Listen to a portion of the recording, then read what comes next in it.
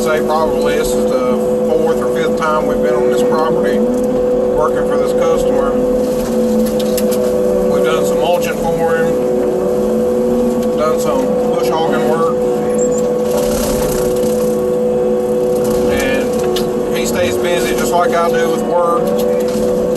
And he said that he would rather just get me to come in here and keep these fields down for him than him having to, I guess, take time off of work and come in and do it himself. He's got a farm tractor, just a simple, I think it's a Ford farm tractor and a bush hog, but he's got right many fields and stuff that he's got to keep up.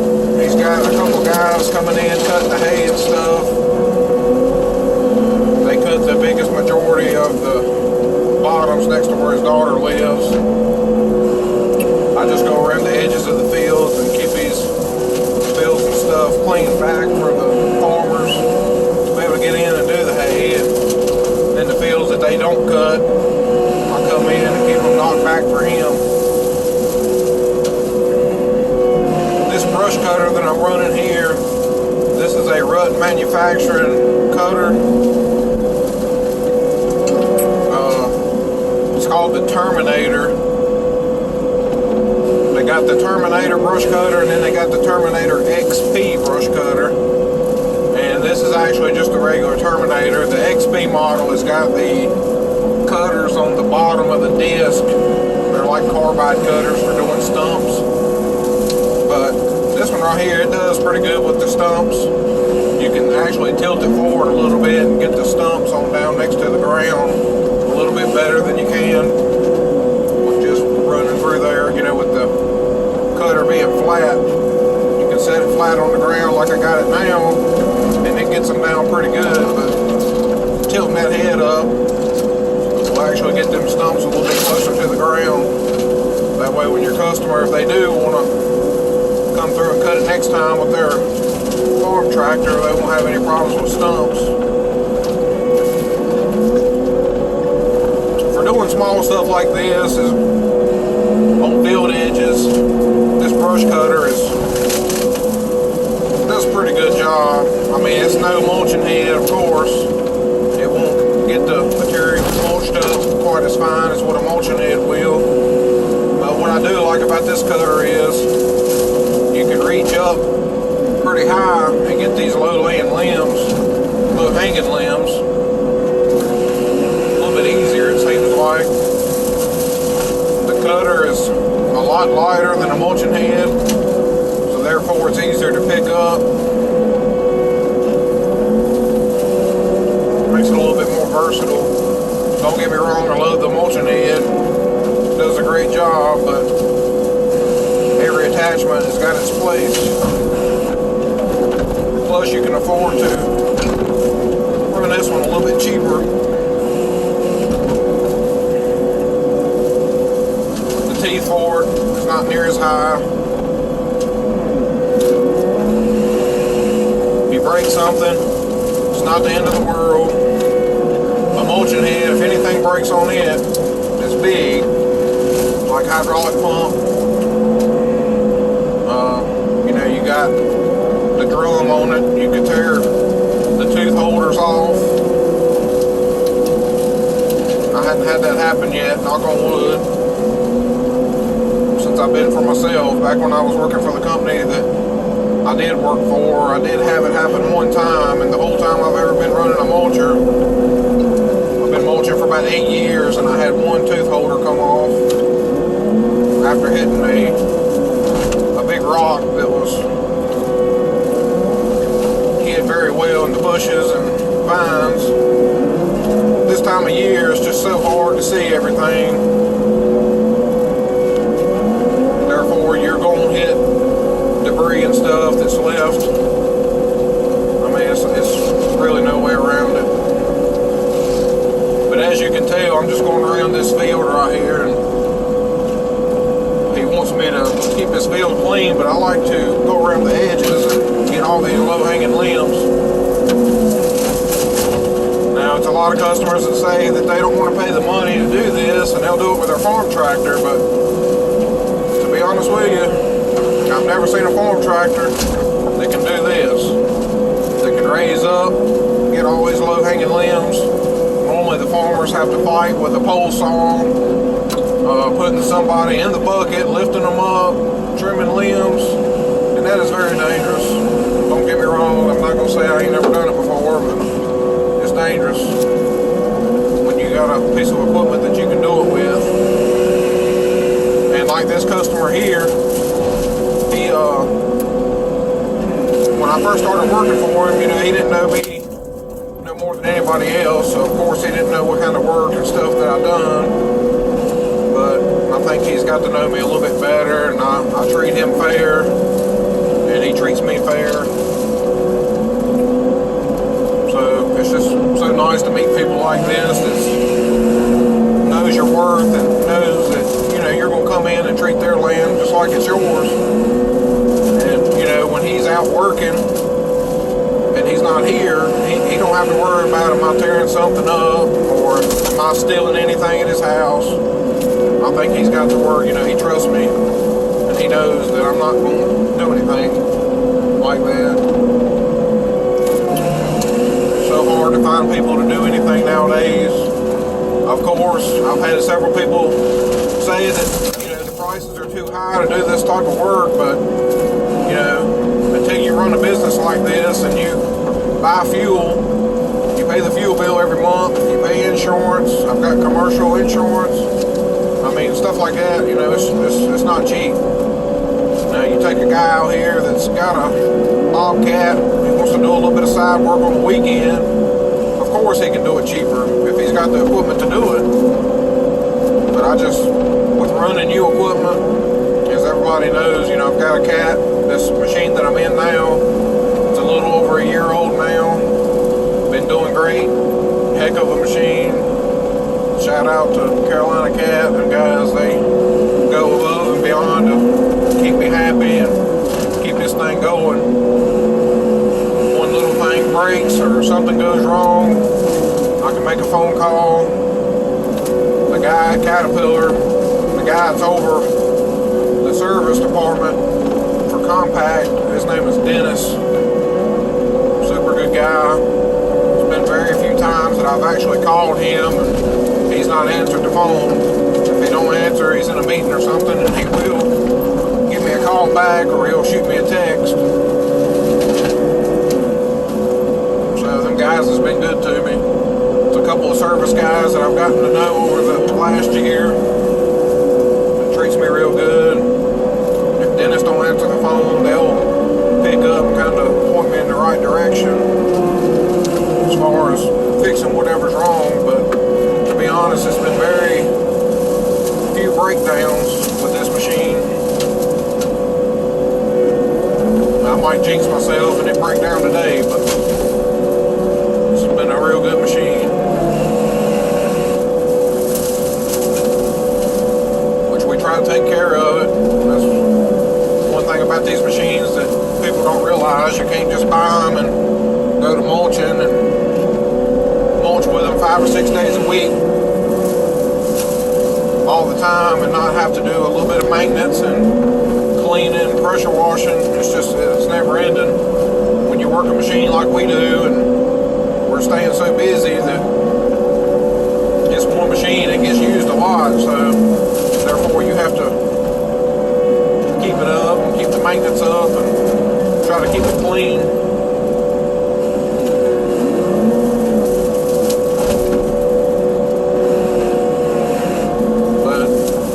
Subject like I was talking a while ago,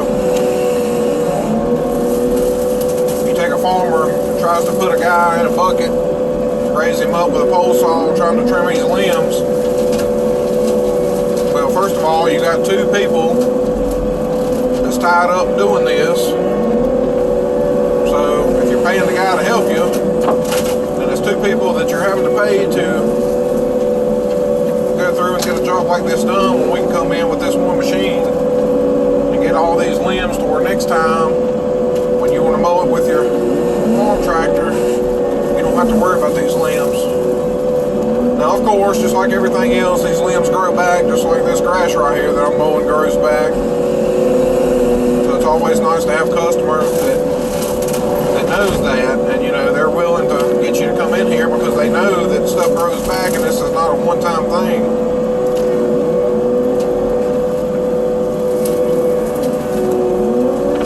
The guy that I'm working for, like I say, super nice guy. Done several days worth of work for him and his wife both. When I first met them, you know, I could tell that they was the type of people, they was just looking for somebody to treat them right. And that don't boil down to, you know, that don't just mean the price of the job either. It means, you know, coming in, getting here when you say you're going to get here. Don't tell them, you know, that's one thing I do not do. I don't tell my customers that, hey, I'm going to be there next week, and then I don't ever show up. That will not happen. I might tell you that it's going to be a couple weeks, and then it might be a little bit longer than that, but I try to keep everybody happy as far as scheduling. Some of the guys that's in this business, that's what I don't understand. You know, they'll promise a customer that they're going to be there, and then don't show up, and then they get mad when they reach out to somebody else to do the job. Well, in my opinion, just shot yourself in the foot by doing that. You can't tell somebody that you're going to do something and then not do it.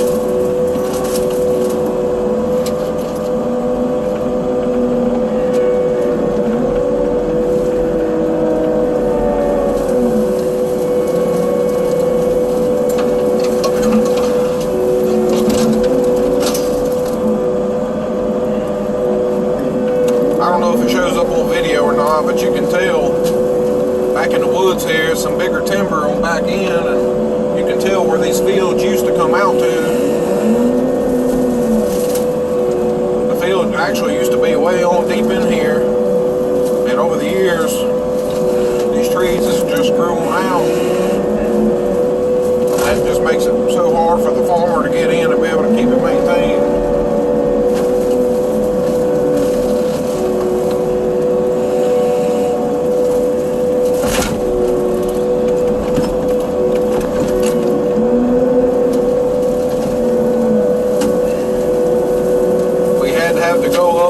A little bit, and of course, you know, that's with everything going up. Fuel prices are going up. Just the operating cost of being able to operate and do this type of work is going up. It's not just fuel, it's everything that goes into doing this. This machine, you know, it has to be greased every day, so the grease is pretty expensive in itself. Not counting fuel and all your little stuff that you have to have out here for work. You know, you blow a hydraulic line, replace that line, you have to put fluid in. It's not cheap. And you don't realize how much it actually costs until you get to taking this money out of your own bank account and actually seeing where it's going. Stuff's always breaking, and I know I sound like a broken record. This is pretty much what everybody told me when I first started doing this, and it wasn't that I didn't believe them and I didn't want to believe it, but until you actually live it, you don't really understand how much cost is involved with even running a skid steer or excavator or even a farm tractor nowadays. It's like, you know, just having a regular farm tractor, and you got a guy out here that's bush hogging for 50 bucks an hour with a farm tractor. How in the world, I don't understand how people can make it. Which, most of your guys that's out here bush hogging with a farm tractor, they don't have insurance. You know, they're making enough to feed their family, and that's about it, you know, and fuel. But with fuel being off-road diesel now, where I get it, last I checked was about $4.20 a gallon for off-road diesel. That's the highest I think I've ever seen it. Ridiculous. On-road diesel is not sure. I don't even look at it anymore. I don't at it, so I done got to where I don't even look at it when I go. I want to say it's around $5.60 a gallon.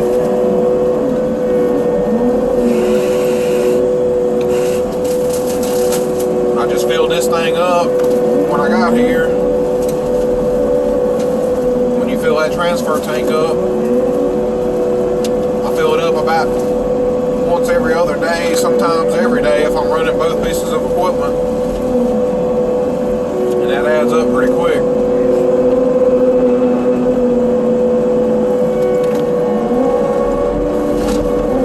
That's not counting tags on the truck.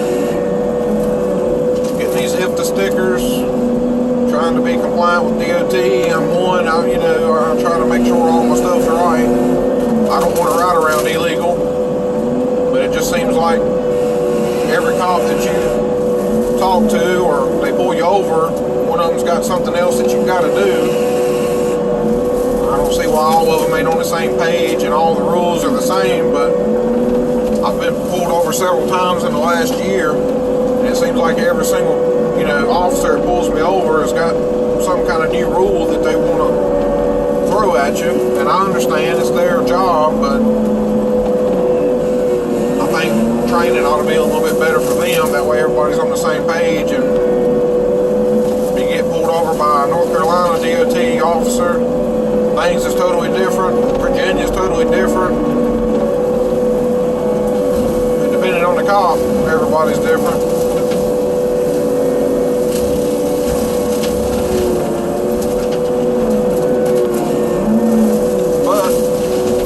That subject, get back on this brush cutter. I'll tell you, there's a few flaws to this cutter that I had to fix when I first got it.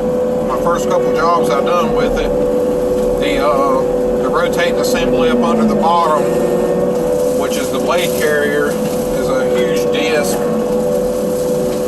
and I had problems with it.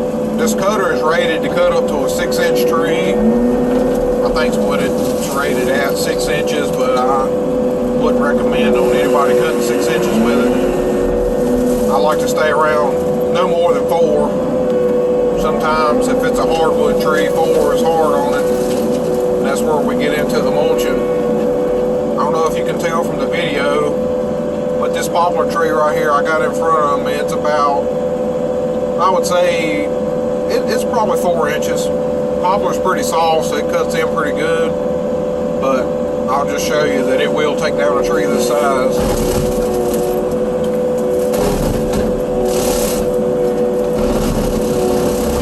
And it does it pretty easy.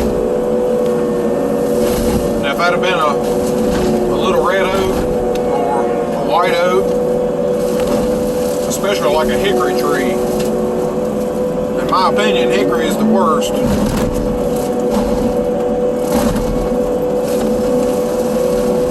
Super stringy, even with the mulching head.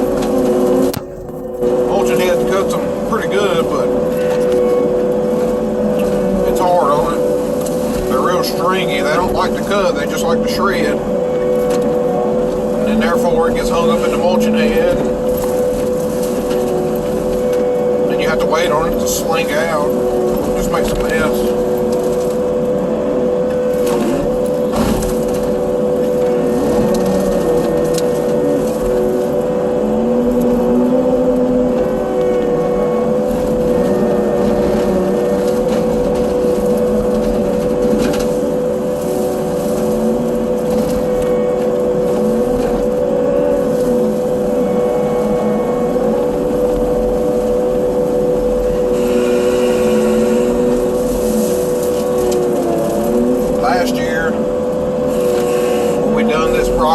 I've done the same thing around these fields, kind of trimmed up, which I had another guy helping me, and he was actually the one that went through this field and done this, so he didn't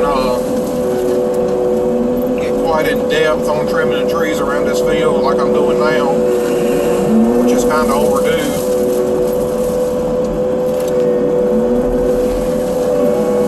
But then again, it all boils down to what the customer wants.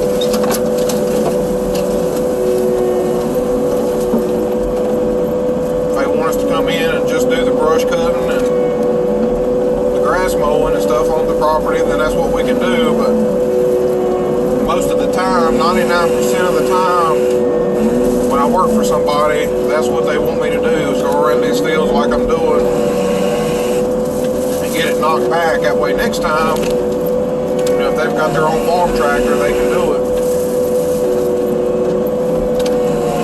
This guy here, I'm sure the next person that cuts this field will be us.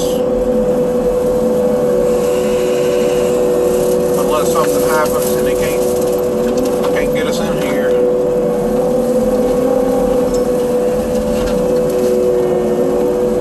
And running an attachment like this, it takes some getting used to. It's not something that you can just jump into and know exactly how everything works and know how to operate it. I'm trying to get the camera angle the best I can to show you as much as I can, but I don't have my GoPro. I've got my cell phone with a phone holder, so the video is probably pretty shaky. I want to do more, you know, videoing for my YouTube channel and get everything going, but there's just so much that goes into that stuff. Every time you leave the house, you got to make sure you got a camera. You got to make sure you got batteries. Then when you get home, you got to edit the videos, upload them. And if any of you know where I live at, there is no cell phone signal whatsoever. We've got a cell booster, and it works some, but it's not really good enough to be uploading videos and stuff like that. So that's one reason why I hadn't done more YouTube stuff than I have. It's hard enough trying to keep up with doing the work, keeping all these trucks going, making sure all the lights work, moving equipment. I'm the only one. I've got a guy that helps me, but he don't have a CDL, so therefore I'm the one moving all the equipment to all these different jobs. And when you got several jobs going on and you got people calling, you can't just do 1 or 2 jobs a week and call it quits for the week. You know, you got a steady roll. I've had a couple guys ask me, I think they would be successful doing their own business, and everybody deserves a chance. I'm sure there's many people that doubted me, and I've only been doing it for almost a year, well, about a year, I guess about a year and a half now, so I'm not real experienced myself to be telling anybody anything, but the only advice I've got to people looking to start out is you better be willing to put in the work. If you're one of these guys that want to come in and work 8 hours a day and go home and drop everything and think that you can show up the next morning and pull another 8-hour shift and go on home and spend with your family, that's not the way it works. That's for the guys that work for somebody else that can do that, you know. They don't have to worry about none of the paperwork, pricing the jobs, meeting people, and it seems like that's one of the hardest things about what I do is finding time to meet everybody. You gotta go look at these jobs, because if you don't look at these jobs, then you can't, you know, get no work. And you gotta be here on the job to make these customers happy. You can't just show up and do, you know, 2 or 3 hours of work and then leave. You know, you got to stay on the job until it's completed. And then, that's like today. I did start late today because I had to run to Greensboro and pick up an attachment. And I got to the machine about 12:30, which I don't like doing. I would rather come in early, get the work done, and maybe leave early if possible, but it just didn't work out today.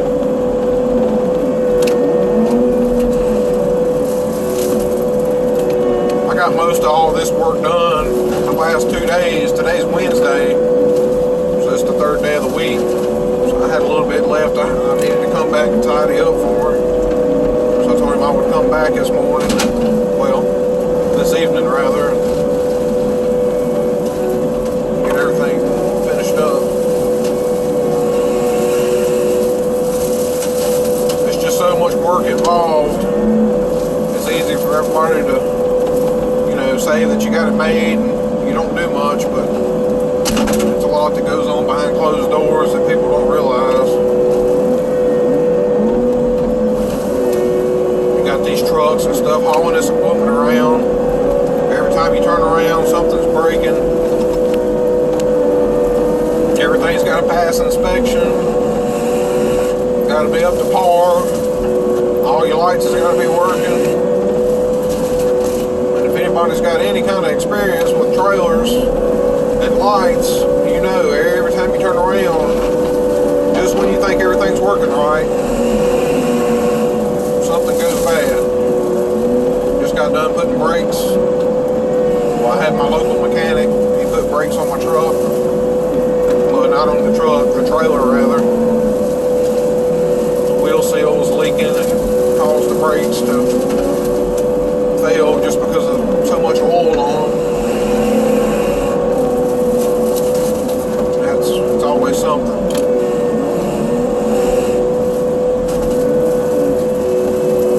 And everybody, you know, they say, well, you know, you need to buy new equipment, that way you don't have to worry about it. Well, my skid steer, my excavator is new. That's the main pieces of my business that I rely on pretty much every day. But I couldn't afford to go out and buy no brand new truck. Both of my trucks that I pull with are used. They're well used.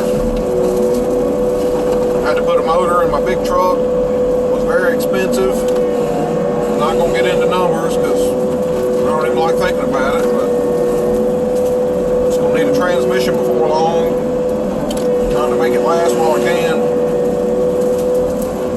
But no matter if you, my point is, no matter if you buy new or used, stuff's going to happen. I couldn't afford to go buy a new trailer for my big truck, so I got a used one that was in fair condition.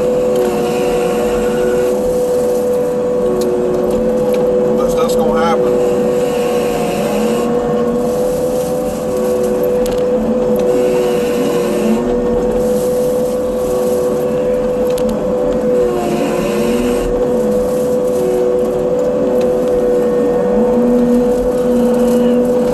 Several guys that they say, well, I thought about getting into mulching.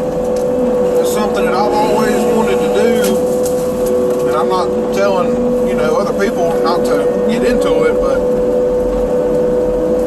my advice is go work for somebody that's got one, or go work for a company that owns one.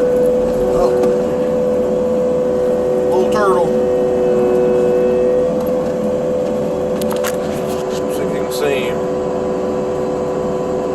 See him right in time. Don't want to run over him, so we're going to go around him. Get the phone set back up.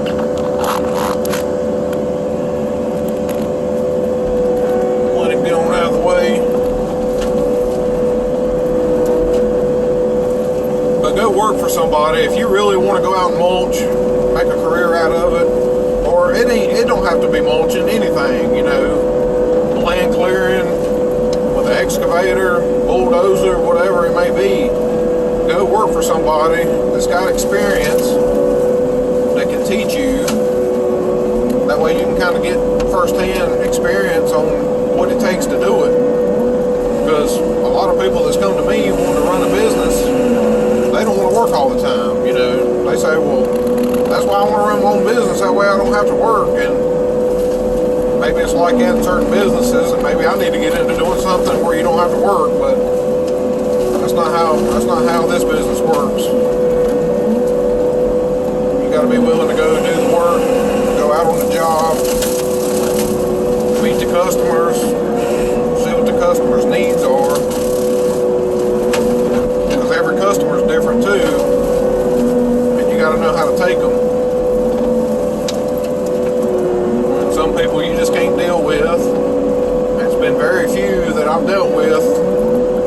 last year and a half that, you know, you just couldn't reason with them.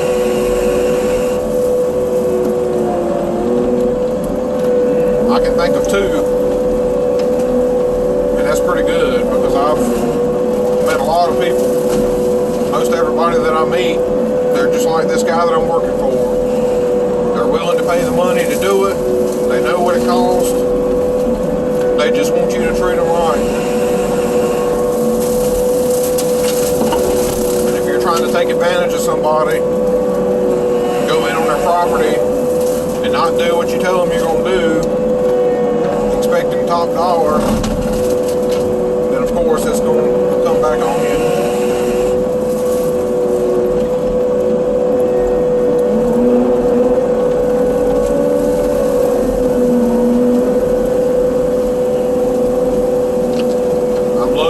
The experience that I do with Aspen, worked for them for almost 14 years. There wasn't no room for advancement,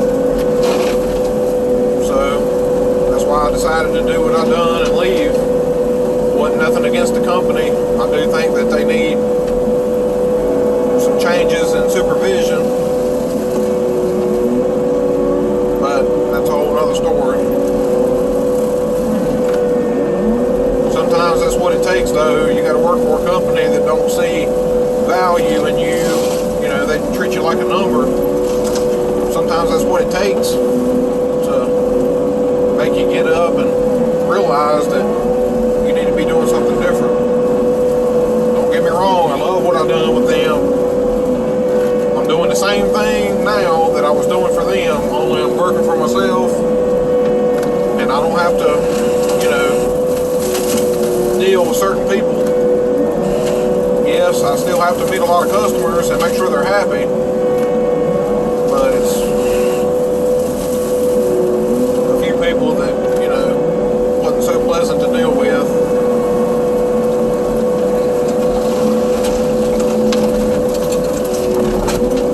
But sometimes that's what it takes.